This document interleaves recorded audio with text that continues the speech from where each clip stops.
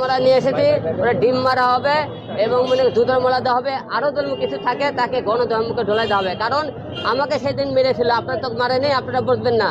আমাকে মেরেছে, মারের ব্যথা এখনো আমার কাছে আছে। তাই ওরে পেলে আজকে দিনকে এরকম গণধোলাই মার দেয় যে সামনে পাই 2-4টে মারতেও পারি। আমরা সকাল থেকে এখানে অবস্থান করতেছি, আরাফাতে কখন নিয়ে আসে, এখন না নিয়ে আসুক, যখনই নিয়ে আসবি তখনই আমরা তার উপরে মনে করি ডিম মারবো। আমরা ওয়েট করতেছি তারে কখন আনা হয়। ভালো থাকেন সবাই।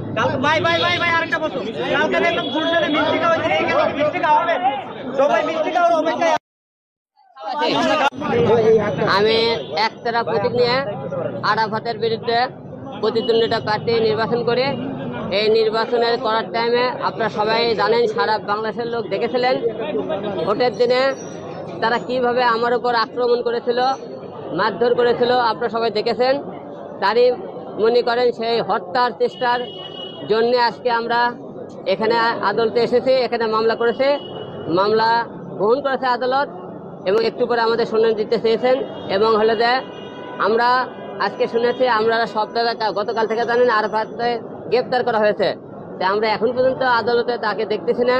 তো এখন কি কারণে দেখতেছি না আমি জানি না। এটা কালকে আমরা যে যখন ধরার পর থেকে আমরা তাকে খুঁজতেছিলাম অনেকদিন ধরে, আপনারা জানেন। কি কারণে আজকে আদালতে আনা হলো না জানি না। আমার মনে হয় তারা ভয় পেয়েছে দেখে গত কয়েকদিন ধরে যেরকম তারা অত্যাচার করেছে জনগণের উপর, প্রতিটা এমপি মন্ত্রীর উপর জনগণ খেপা। তারা আজকে ডিম থেরাপি এবং জুতোর মালা ডিম খাবে দেখে হয়তো আজকে আনেনি, কালকে নিয়ে গেছে। ওরে মনে ডিবিতে নিয়ে যায়, একদিন ডিম থেরাপি দেবে, তারপরে মনে হয় আদালতে আনতে পারে। আমি তা মনে করতেছি। তাছাড়া আজকে আদালতে কেন আনা হলো না? যাই হোক, আমার আসামি ধরা পড়েছে, আমি খুশি হয়েছে। এখন আমাকে হত্যা করার চেষ্টা করা হয়েছিল, আমরা তার ফাঁসি চাই। কারণ এদের মতো এমপি মন্ত্রীর আমরা কঠোর বিচার না পাই, ভবিষ্যতে এই দেশে আরও যারা এমপি মন্ত্রীর সামনে হবে তারা এরকম অন্যায় অত্যাচার করবে। তাই এদের কঠিন বিচার চাই, শাস্তি চাই। কারণ একটাই শাস্তি, তাদেরকে ফাঁসি। খালি মনে করেন যে কোনো মামলার মনে করেন রায় হয়ে গেলে তাদের কার্যকর করা হবে না, তাহলে আর পার পেয়ে যায়। যে কোনো মামলায় কার্যকর হলে তাড়াতাড়ি তাদেরকে ফাঁসি দিতে হবে, না হলে মনে করেন তাদেরকে দৃষ্টান্তমূলক শাস্তির ব্যবস্থা করতে হবে। কারণ এরা পরে যে কোনো তাদের কারণে ক্ষমতার জোরে আবার যাতে বের হতে না পারে। তাই আপনারা সবাই জানেন, এই মামলার হত্যার চেষ্টা করার অপরাধে আমি আরাফাতের ফাঁসি চাই। হত্যার উদ্দেশ্যে উনি আজকের যে কোর্টে অবহিত করেছেন, আরাফাত আলীর মোহাম্মদ আলী আরাফাতের নির্দেশেই তার কুখ্যাত সন্ত্রাসী 50 থেকে 60 জন সন্ত্রাসী ছিল, তারা ওনাকে হত্যার উদ্দেশ্যে ব্যাপকভাবে আঘাত করে, চাপাটি দিয়ে কোপ মারে, যার কাছে উনি জীবন বাঁচাতে উনি দৌড় দেয়। তারপরের দৃশ্য যখন ক্যামেরা আসছে আপনারা সকলেই দেখেছেন, ওনার গলা চেপে ধরে শ্বাসরুদ্ধ করে হত্যা করতে চেয়েছে, যার প্রতিবাদ অলরেডি জাতিসংঘ থেকেও জানিয়েছে। এবং এতদিন পর্যন্ত আপনারা জানেন উনি ন্যায় বিচার পাবে বলে এই ধরনের কোনো নিশ্চয়তা ছিল না। থানায় গিয়েছে, থানা ওনার কাছ থেকে মামলা নিতে অপারগতা প্রকাশ করেছেন, মামলা হয়নি। উনি মামলা দায়ের করতে গেলেও ওনার মামলা নেওয়া হয়নি।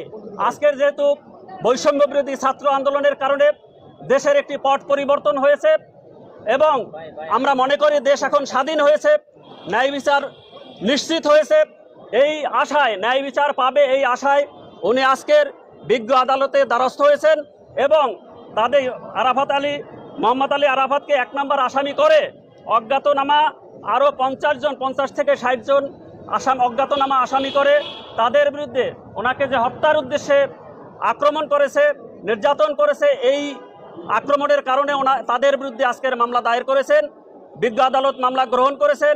ওনার যে কোনো কারণেই ওনার মেডিকেল সার্টিফিকেটগুলি ওনার কাছে সংগ্রহ করতে একটু সময় লাগবে। মেডিকেল সার্টিফিকেটগুলি জমা সাপেক্ষে এখানে আদেশ হবে আর কি। না, আদেশ পর্যালোচনায় রেখেছে, ওই কাগজপত্রাদিগুলি জমা দিতে হবে। অথবা বিজ্ঞ আদালতে আমরা এটা মেনশন করেছি যে কাগজপত্রাদি হয়তো আজকের জমা দিতে নাও পারি। তো সেক্ষেত্রে নথি পর্যালোচনায় হয়তোবা কিছুক্ষণ পরে আদেশ হবে বলে আশা করি। আচ্ছা, আমরা হিরো আলম ভাই আপনার প্রতিক্রিয়া জানতে চাই। আজকের আমলি কোর্ট ছিল 8 নম্বর কোর্ট, কিন্তু 8 নম্বর কোর্ট নাই, চার্জের কোর্ট ছিল